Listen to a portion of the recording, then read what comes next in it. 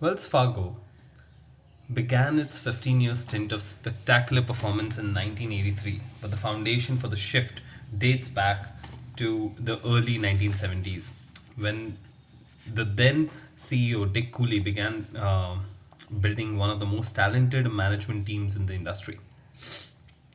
Cooley foresaw that the banking industry would eventually undergo wrenching change, but he did not pretend to know what form that change would take. So instead of mapping out a strategy for change, he and Chairman Ernie Arbuckle focused on injecting an endless stream of talent. That's such a beautiful use of words. Injecting an endless stream of talent directly into the veins of the company. They hired outstanding people whenever and wherever they found them, often without any specific job in mind. That's how you build the future, he said. If I'm not smart enough to see the changes that are coming, they will. And they'll be flexible enough to deal with them. They over here is the team of people that he's getting there. Cooley's approach proved prescient. No one could predict all the changes that would be wrought by banking deregulation. Yet, when these changes came, no bank handled those challenges better than Wells Fargo. At a time when its sector of the banking industry fell 59% behind the general stock market, Wells Fargo outperformed the market by over three times. Carl Reinhardt, difficult name to pronounce. Carl Reinhardt, who became CEO in 1983, attributed the bank's success largely to the people around him, most of whom he inherited from Cooley. As he listed members of the Wells Fargo executive team that had joined the company during Cooley Reinhardt era, we were stunned. Nearly every person had gone on to become CEO of a major company. Bill Aldinger became the CEO of Household Finance. Jack Grundhofer became the CEO of US Bancorp. Frank Newman became the CEO of Bankers Trust. Richard Rosenberg became the CEO of Bank of America. Bob Joss became the CEO of Westpac Banking. And later became the Dean of Graduate School of Business at Stanford University. Not exactly a garden variety executive team. R.J. Miller, an active Wells Fargo board member for 17 years, told us that the Wells Fargo team reminded him of the famed whiz kids recruited to Ford Motor Company in the late 1940s. Wells Fargo's approach was simple. You get the best people, you build them into the best managers in the industry, and you accept the fact that some of them will be recruited to become CEOs of other companies. That is the concept that we're going to be talking about today, which is essentially first who, then how, right? Or rather, first who, then what. This is again a Jim Collin concept coming from his book Good to Great, and again one of my favorite books to ever read. I'll probably make a short email course and I'll put it in the description below so that you can go deeper into his concepts and learn about these beautiful concepts that Jim and his team has developed over the years, and go deeper into these as much as you want. Now, the idea over here and why I read this to you is essentially this, that stop focusing on what you would be going for, right? Sometimes in my own head, I keep focusing on the what do I do, what should I need to do, and what are the things that needs to be done, and so on and so forth. But rather than that, I need to focus and you need to focus on the who's going to be on my team, who's the right person to bring on the team, who's the right person to get on this team in order to flourish the project, flourish the business, flourish the startup, whatever you're building, right? And that gives another counterintuitive idea that it's less about what you're building and more about the people who are building things, because when the people are right, then the what gets fixed automatically, right? Even if you're working on a wrong project, you decide on the right project. And this concept was also shared by Pixar chairman Ed Catmull, because Ed said that the ideas are secondary. What comes first is the people. If the right people are there, then the ideas, they'll figure out the right ideas to work on. And if there's a mediocre idea, they'll completely remove it, or they'll refine it so much that it becomes a really good idea, right? But the people, the right people, the best people to work on that project is the most important thing to take care of as a leader. So that's what Jim is also talking about over here, that you know, stop focusing on the what, stop focusing on what someone is going to work on, or what the company is going to work on, or what the next product is going to be, and so on.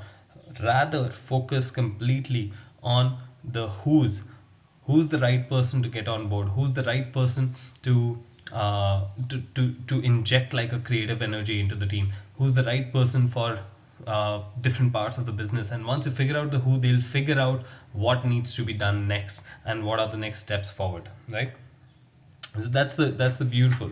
So the executives who ignited the transformations from good to great did not first figure out where to drive the bus and then get people to take it from there, right? So he's taken this concept and used an analogy of a bus, which is what they're using over here.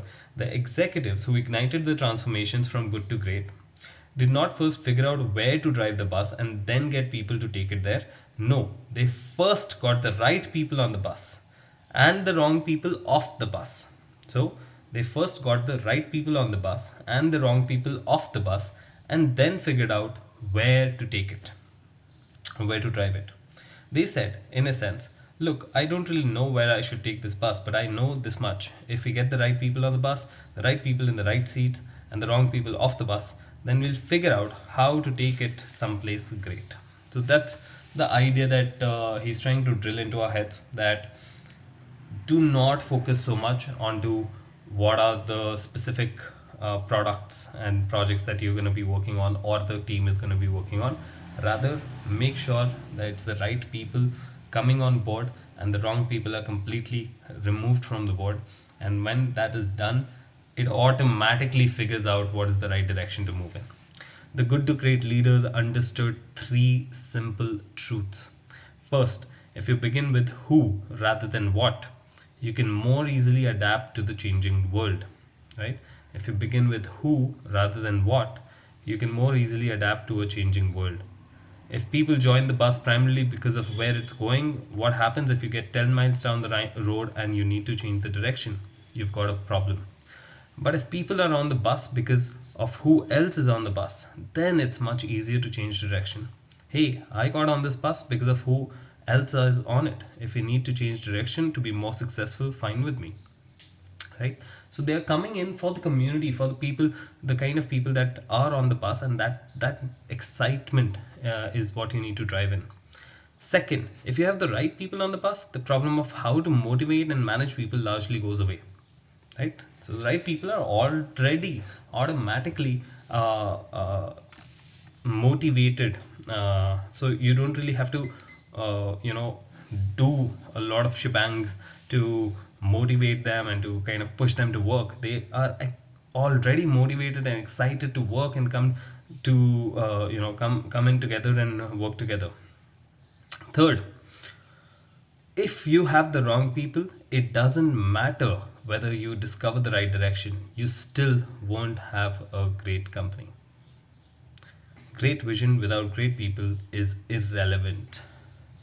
This is so important, so crucial, because sometimes we forget, sometimes in all of these complexity that our world has built around us, we forget what are the essentials, what are the fundamental unit. Every company is essentially a collection of individuals, and an individual is essentially the atomic unit of a company.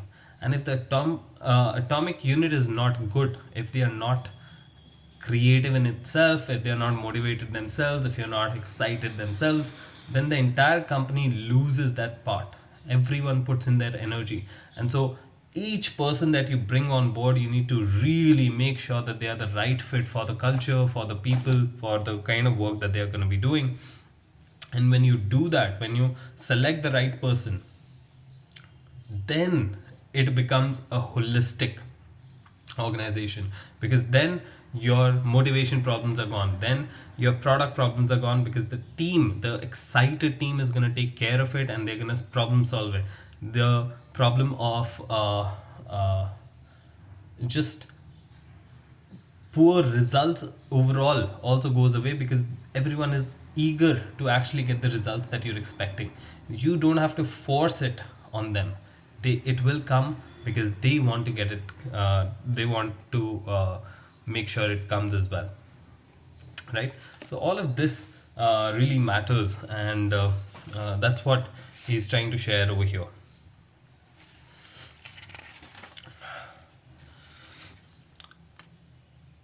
So the Jim says that there are two types of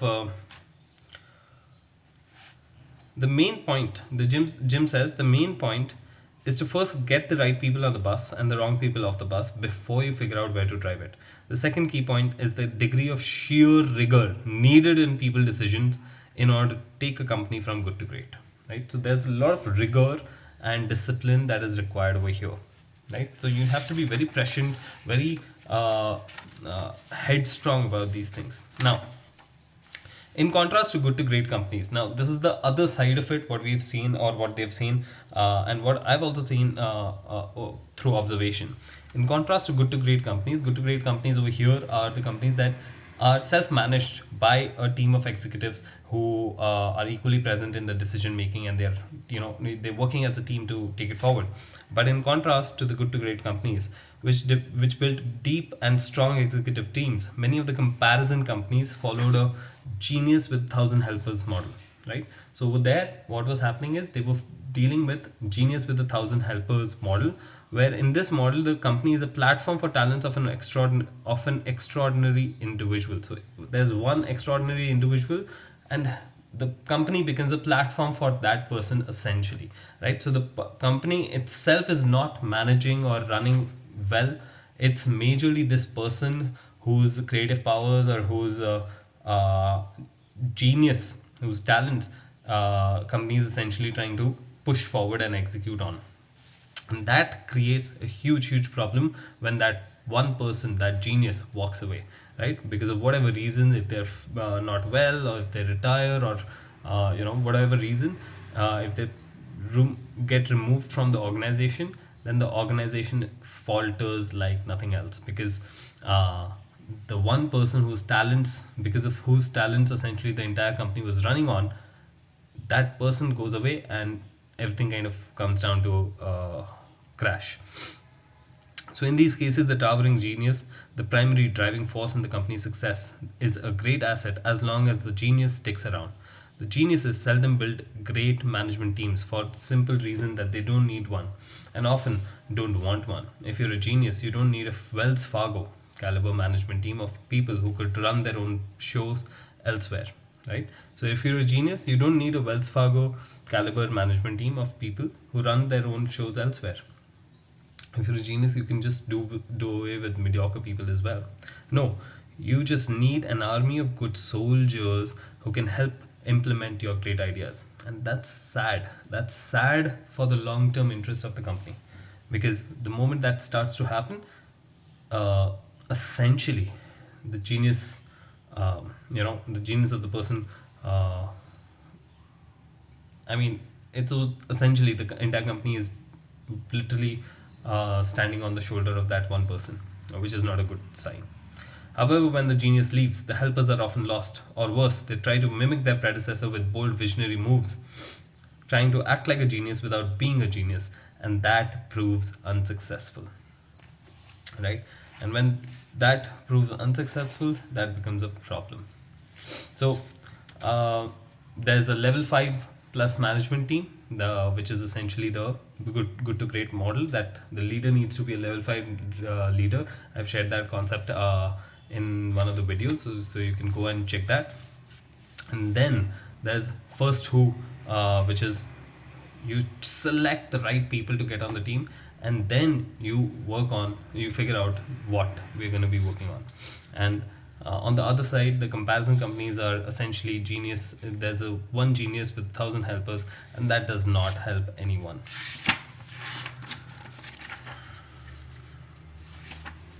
Now, a common thing that, or intuitive thing that comes to our mind is essentially, hey, is the Good to Great company also paying a lot more to their executive teams?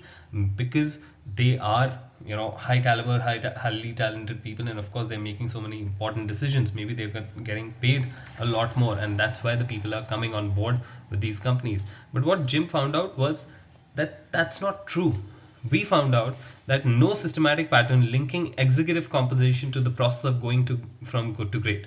The evidence simply does not support the idea that the specific structure of executive compensation acts as a key lever in taking a company from good to great. So executive compensation was not even a factor from taking a company from good to great, right? So most people were not getting paid handsomely. They were compared to their peers. All right, it's all relative. So compared to their peers, they were not getting paid handsomely. They were paid moderately compared to what their peers in other companies were earning. But at the same time, they still had that zeal. They still had that excitement. They still had that discipline, because of which they formed these good to great teams, and that thereby a good to great organization overall.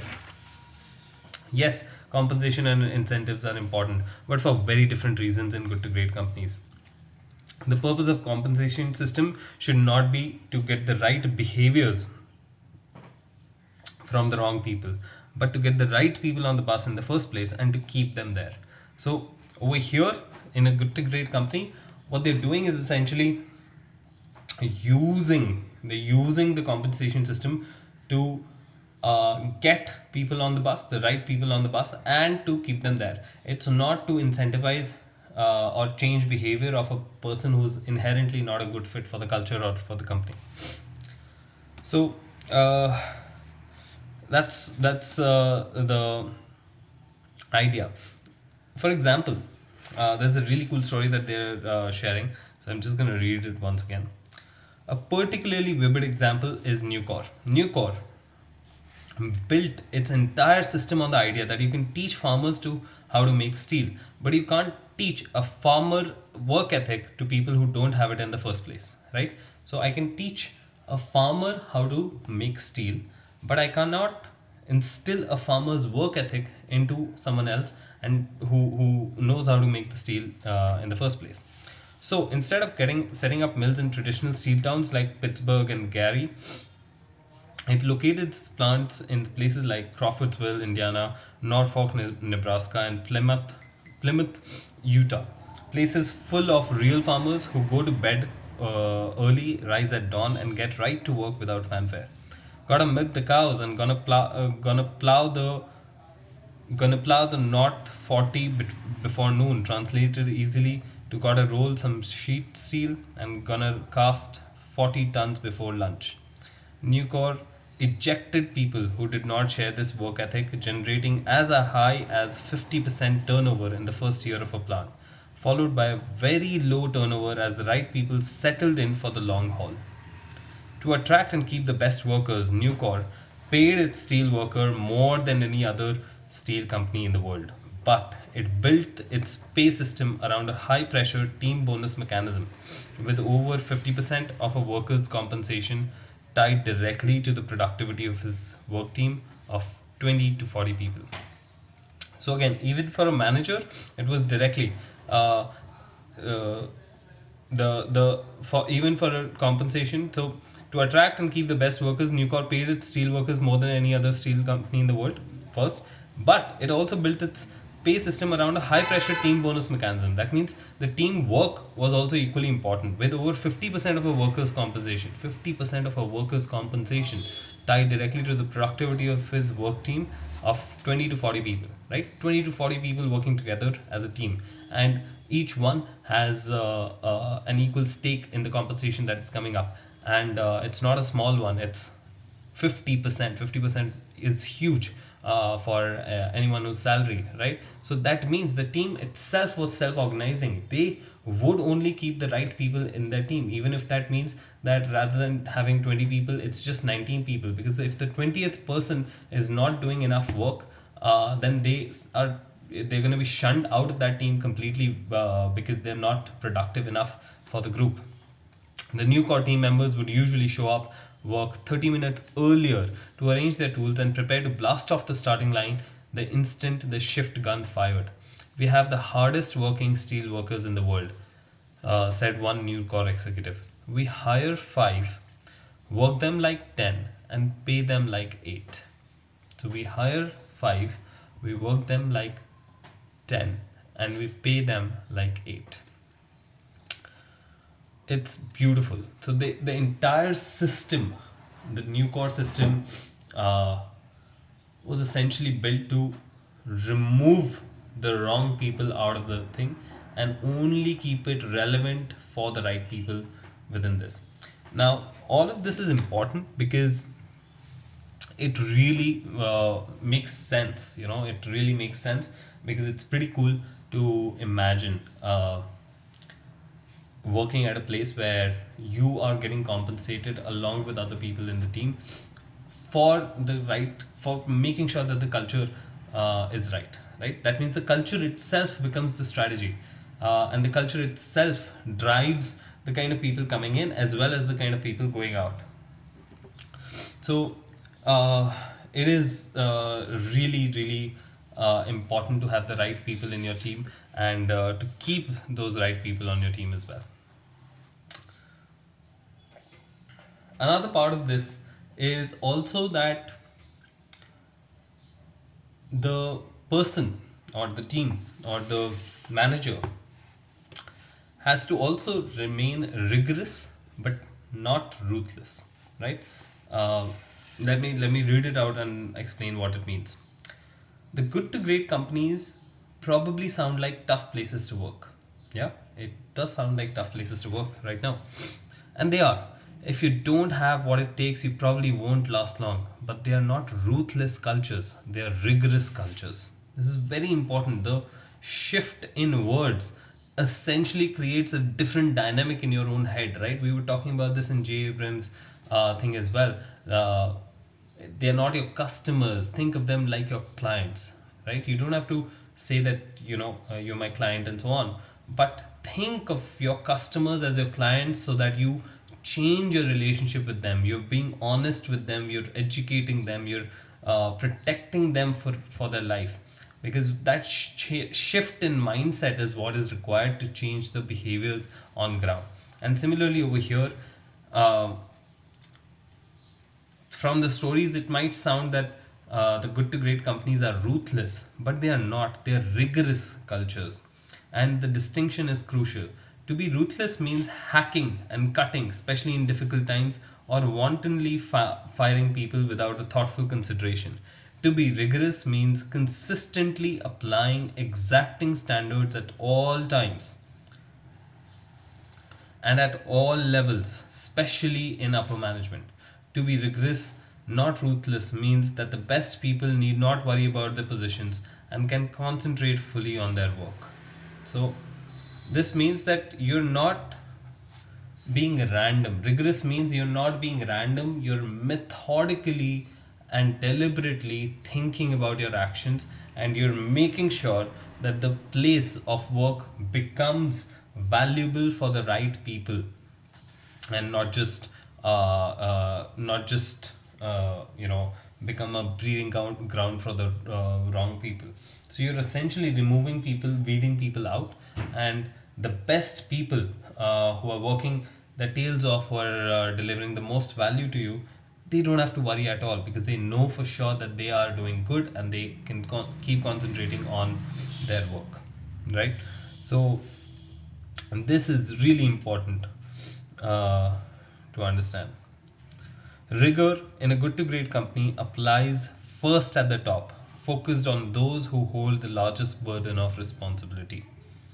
Right? So, rigor in a good to great company applies first at the top, focused on those who hold the largest burden of responsibility. How do we rigorous? Now, this again, like he's given us the recipe as to what all do you need to do in order to become rigorous. So he's saying that there are we've uncovered three practical disciplines for being rigorous in people decisions. First, when in doubt, don't hire, keep looking. Right? Corollary: A company should limit its growth based on its ability to attract enough of the right people. So you don't have to always keep growing out of bounds, right? You have to limit your growth on the ability of attracting the right kind of people to you.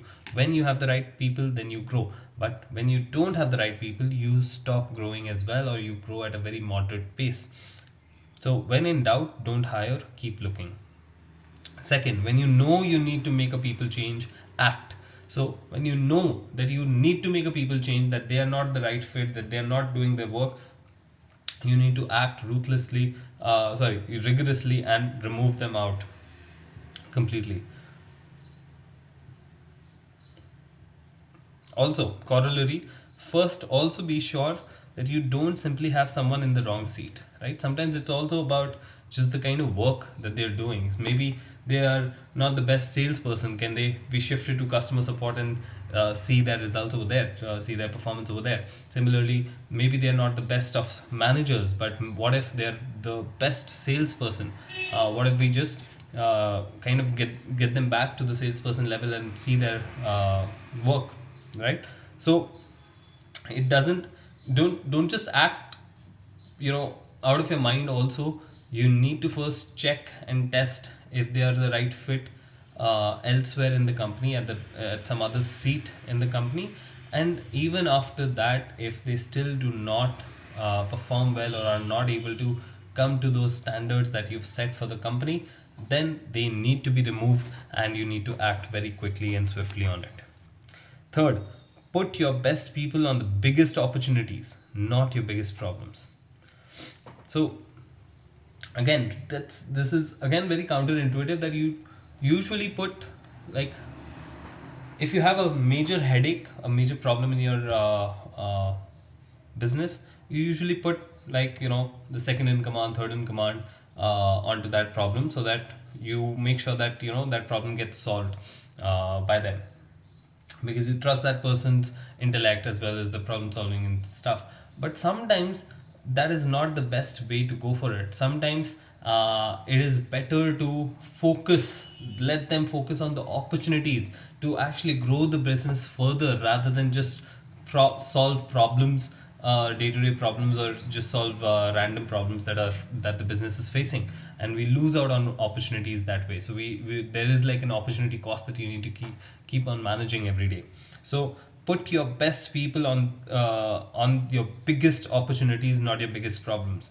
Corollary, if you sell off your problems, don't sell off your best people.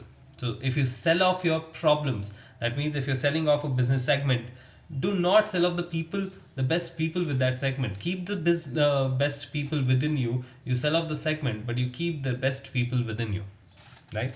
Good to great management teams consist of people who debate vigorously in search of the best answers, yet who unify behind decisions regardless of parochial interests. This is the last bit of this, that uh, you the good to great companies and the teams that are built over there, it is, they all discuss, they debate, they question every assumption, and that is the beauty of it. They are not fighting with each other, they are not fighting, uh, you know they're not politically fighting each other, they're fighting for each other. They are essentially debating what needs to be done, so that we as a collective, we as a business, grow together, right? And in order to get to the right answer, they debate. And so no one takes it at their heart, it's just something that they build for themselves. So that is what this particular concept by Jim Collins is about, that you need to first focus your attention on getting the right people on the bus, making sure that they are seated on the right places, or the seats in the bus, and then figure out what to do next. Then figure out where the bus needs to move next, right? So that is what this particular concept is about. If you liked it, please do subscribe. I'm going to be sharing more and more of these concepts, business concepts, that can literally change your company and take it from good to great, or literally put rockets in your business, because once you apply them, once you start applying them rigorously in your business, you will see a massive shift in the way that things will progress further for you, right? And I've spent 10 years figuring them out, finding them, researching them, and applying them myself. And only then I'm sharing the best ones with you. I don't share random stuff. So I'm only sharing the ones that I'm really excited about and understand myself, and which I think can be super valuable for you. So I will put the link to this particular book down in the description. Check that. This is by Jim Collins, and the book is Good to Great. Do come for the next video as well, and I will see you over there in the next video and the next concept.